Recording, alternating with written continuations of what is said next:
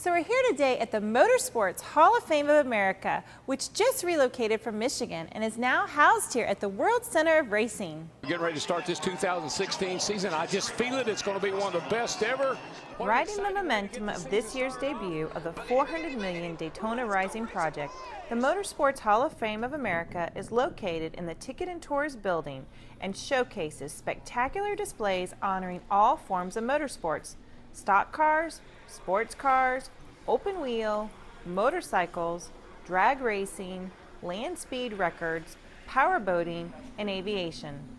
Classic machines from those competitive arenas highlight the wall, along with bronze sculptures of all 230 Motorsports Hall of Fame of America inductees.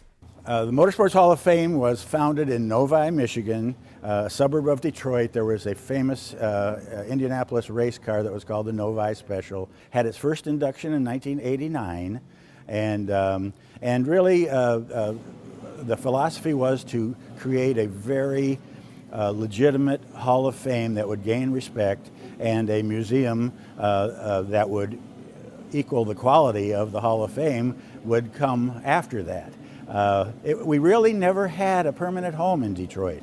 For 28 years, we moved from one spot to another in kind of a temporary situation. We were in an expo center, we were in another museum, and then we had this opportunity to come to Daytona International Speedway, and that was just the best day in the history of the Hall of Fame.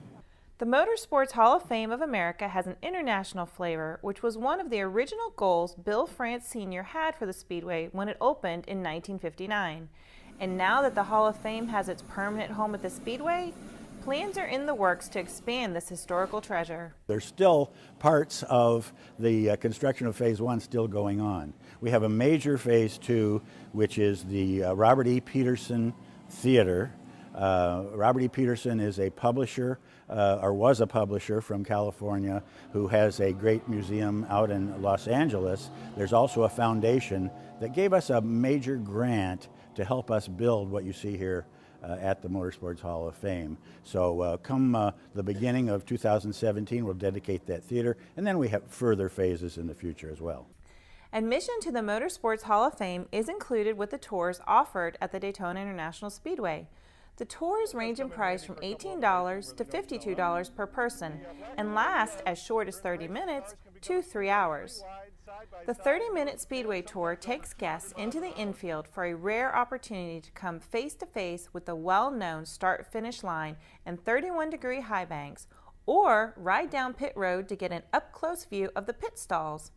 Makes a stop at Gatorade Victory Lane, continues out across the midway on the front stretch, and ends at the Champion Daytona 500 car, which is in the same condition as the day it captured the checkered flag.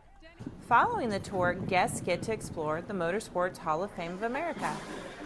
The 90-minute all-access tour takes you deeper into the world of racing, as it includes all of the stops on the Speedway Tour, plus offers unprecedented access to the driver's meeting room and a look inside the world's first motorsports stadium, as you hop onto one of the 40 escalators and are transported into the new front stretch stadium for a stunning view of the tri-oval and infield.